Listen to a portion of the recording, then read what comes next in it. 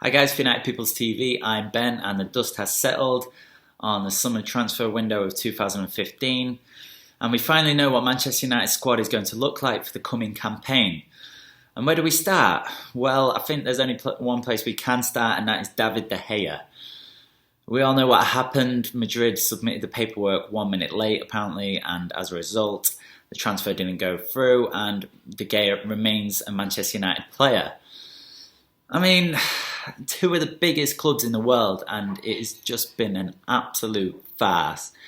Madrid apparently made their move late on Monday morning, and you've seen the two statements from each clubs. I'm obviously going to go with United's version of events. Madrid made the bid very, very late. Apparently it was a PR move designed to make them kind of look good, kind of be a big triumphant deadline day. And it was hilarious how it panned out. Twitter was absolutely on fire. But it was a very funny farce, but a farce nonetheless. And suddenly we've lost out on £30 million and we've got a potentially very unhappy player playing for Manchester United. So yeah, where does De Gea go from here? Well, no one really knows. That's the whole point, and the thing that maybe we really should have bloody sorted out, you know? There's just so much uncertainty around De Gea, and who knows if he's going to come back a rejuvenated player. You'd think it'd be very hard for him to do so, to get motivated again after being so close to his dream move. But yeah, I mean, hopefully he can repair his relationship with Louis van Gaal. Obviously, he hasn't made a single appearance yet for Manchester United this season.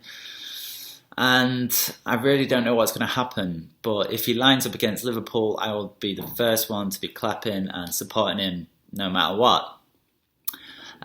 So yeah, I mean, and in general terms, I think the transfer window has been good. If you'd said to me at the end of last season that we'd keep David De Gea and would add the likes of Morgan Schneiderlin, Bastian Schweinsteiger, Matteo Darmian and Memphis Depay to the squad, then yeah, I'd be absolutely over the moon. I do think we need a world-class striker. I'll come on to Anthony Martial later. But even with Martial, I would have loved to have seen a world-class striker at Manchester United. Obviously, we went for the likes of Gareth Bale, Thomas Muller, but we were never, ever going to go for these players, and I don't know why we wasted our time. You have to ask the question, obviously, but let's be honest. Did anyone ever think we were going to be signing Neymar? I mean, come on. Never in a million years. So yeah, I mean, like I say, Morgan Schneiderlin and Bastian Schweinsteiger in particular, I think are going to make the biggest difference to us this season. Schweinsteiger is an absolutely world-class player. You saw against Swansea, particularly in the first half, that he just runs the show. He's an absolute worldy of a player. Hopefully he stays fit. Hopefully he can. Obviously, Pep Guardiola kind of worried us a little bit, saying that he hasn't been fit in 3 years, sorry. And yeah, I mean, hopefully he stays fit, because Schweinsteiger will be the one player. You see his leadership on the pitch, and you see the effect he's having around the general club, and he's just I'm gonna have to stop myself because I'm getting far too lovey here. So yeah, I mean, moving on. Obviously, we were all over the moon. We signed Schneiderlin and Schweinsteiger in the space of a few hours, and we were all over the moon about it. And we thought, right, let's kick on now. Let's get that world-class striker, get that world-class centre-back. But it didn't happen. We missed out on Pedro, and we missed out on Otamendi. Pedro in particular, I mean, you've seen us pay £36 million for Anthony Martial, a 19-year-old kid who no one had ever heard of until about a week ago. And apparently with Pedro, we wasted time on him because we didn't want to pay an extra £2 million or something ridiculous like that. I mean, Pedro is going to be, I think, the defining kind of aspect of this window. Chelsea have come in and have swooped under our noses. They've got it done, bish, bash, bosh. And that's what United should have done and shouldn't have messed about with, because Pedro could have been that difference.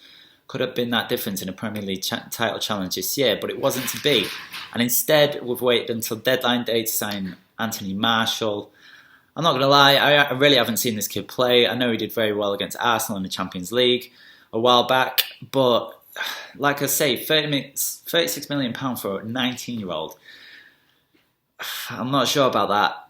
And if Wayne Rooney gets injured or he maintains his awful form that he's currently going through at the minute, then he's going to get dropped or he's going to find himself out of the team, and suddenly Martial is going to be leading the line for Manchester United at 19 years old.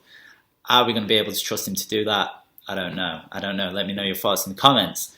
As for outgoings, Louis van Gaal, I think he's done an excellent job, and it's not one of the aspects that I'd praise him for, of getting rid of the deadwood.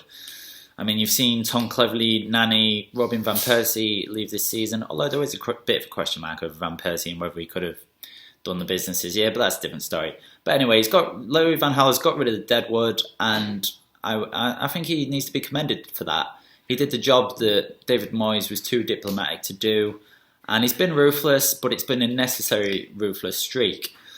I mean, you look at the outgoing list, and is there one player on there that you wouldn't think, that you'd think, oh yeah, they can do a job this year and they will add a significant amount of quality to the squad? I don't think there is. I mean, maybe you could have said Hernandez, but I guess he prefers Anthony Martial. The one player that I would kind of pour scorn over, though, is Adnan Januzaj. He's gone to Borussia Dortmund, and I'm very gutted about it. He's obviously been playing in the first few games of the season, and Louis van Gaal seemingly placed his faith in him, but obviously not, which I think is a bit ridiculous. Why would you play him and then just shift him out? And is he going to come back to United? I hope so, because he's been absolutely sensational for us. That debut season was so memorable, and I absolutely love the kid.